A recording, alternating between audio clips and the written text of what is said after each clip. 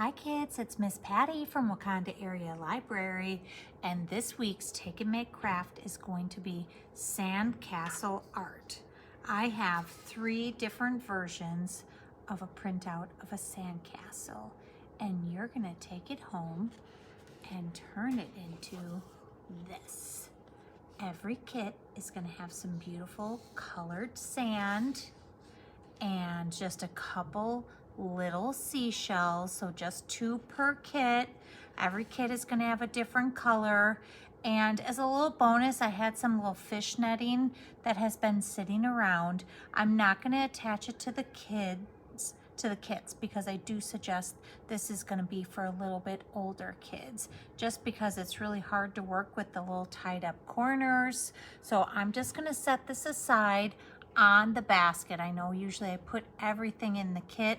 I just don't know if I can get that many pieces. So we usually go through about 350 crafts per week. So I think the littlest of littles will be happy with the sand art and the seashells, and then we can just use the netting for the older kids. And you just need a little piece, and it is hard to work with because you have to straighten out every single little knot.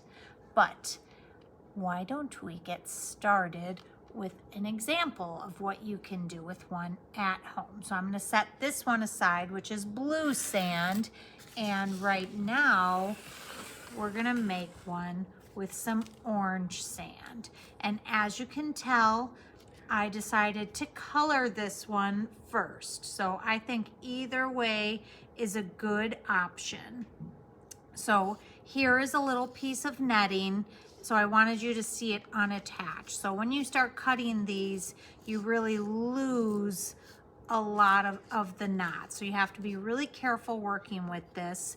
We're gonna go ahead and glue with the sand first, then we'll do the seashells. I'm not gonna do the netting because the sand will still be wet and drying, but if you get a piece, what you wanna do is spread it out last after the sand dries.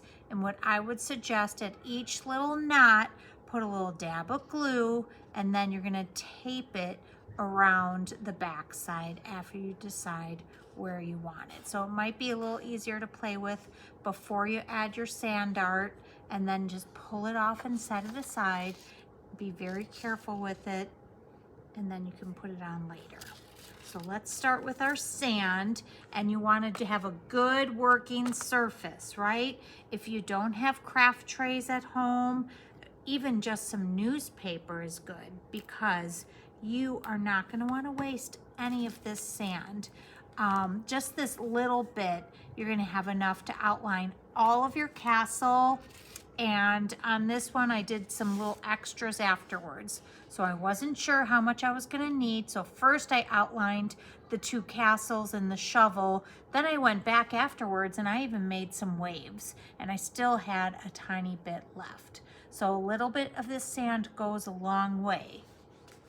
And let me show you how you're gonna use it so you can get the most out of your sand. So of course, I usually use a glue stick, but today, we're going to use liquid glue because that's what you need if you want to use this with sand or with any sort of glitter to make it stick better. So I'm only giving teeny tiny seashells. If you want to use some bigger seashells that maybe you have at home from a vacation, you're going to want to take this piece of paper first and maybe mount it on a piece of heavy cardboard, or maybe you have an extra frame at home, a frame backing. So don't use too many heavy seashells, because if you do, it won't be able to stand up on its own. So that's why I'm just giving little ones. All right, let's get those windows. That'll be a good accent.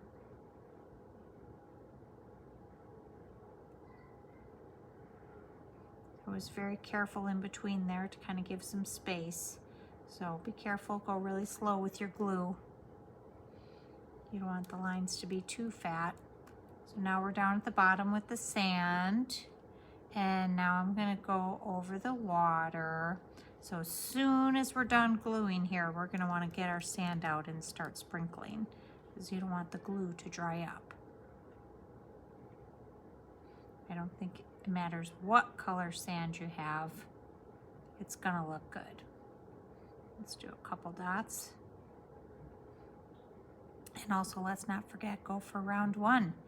If there's a couple of you guys at home and you're all doing the same craft, I know it's not always easy to share, but you can trade colors at the end. Isn't that a nice idea? Let's not forget, sharing is caring. So now what I'm gonna do is open up my bag over my tray or whatever your work surface is. Just make sure it's something that you can pick up and collect all your loose sand. And all I'm gonna do is start sprinkling. I'm gonna aim for over the glue, but I will be able to pick up this paper and shift it around to get anything that I didn't cover.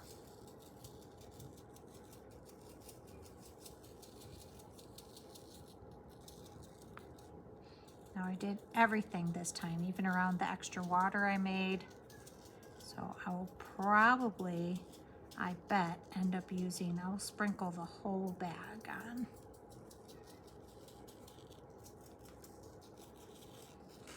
Turn your tray, get the bottom. See, some of it is just automatically gonna come off. That's okay, since we have a work surface. Nothing is gonna get wasted.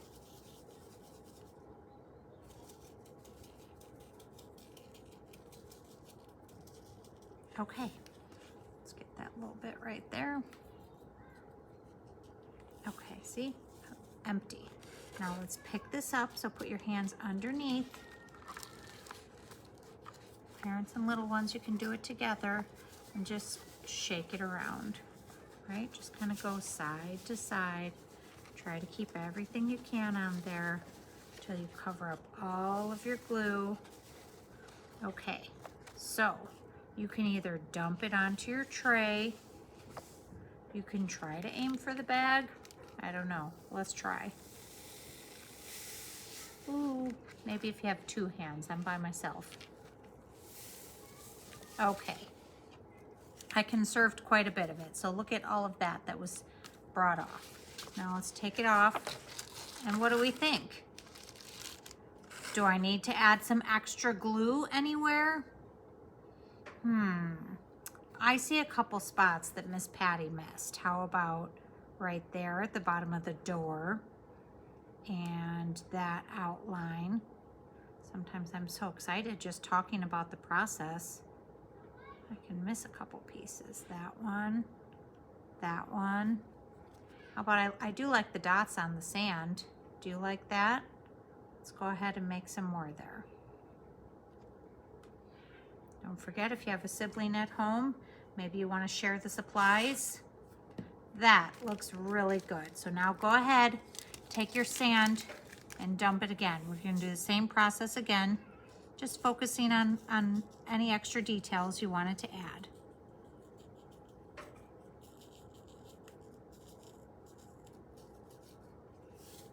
Okay, let's shake it. You don't have quite as much, so it's a little easier.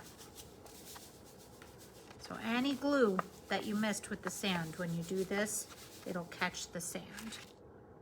I think we need more on the bottom, so let's turn it this way. Looks like maybe there's some, I see the white glue. That's your telltale sign that you need some more sand. Ta-da! That was fun. Don't forget your shells. Where should we put them? Right there, look good? I think I'm gonna cluster them on this one and put them all together. So 1, 2, 3. Now the best thing you can do is, I think, just leave it right there, walk away, and let it dry really good. You don't want to accidentally flop it over on its backside, right, while it's drying and lose any of that sand or smush your artwork. It has a nice little puffy effect. Don't you like how it's outlined? And now you're gonna let it dry if you took netting, and then we'll go back, and you'll need a little tape and a little glue. I think it looks good without it. Even you can color the clouds in the sky ahead of time, right? So whatever coloring you wanna do, let's color first, then glue, then sand, and the final details are always last. So with or without netting, we have a beautiful exploring at the beach day, and this is to go with our summer reading theme of Let's Explore. If you want to know more about it, stop by the library and we'll be happy to sign you up. You get fun prizes along the way, and we have a different Let's Explore craft every week this summer. So this summer, every week will be a surprise. I'm not going to put the theme in, so you're just going to have to stop in every week, but you have to get books and log in for summer reading anyway. So make sure you stop by every week for a new Let's Explore, Take and Make craft. Are we going to the beach, fishing? Perhaps we will travel around the world at Wakanda Area Library. Bye for now.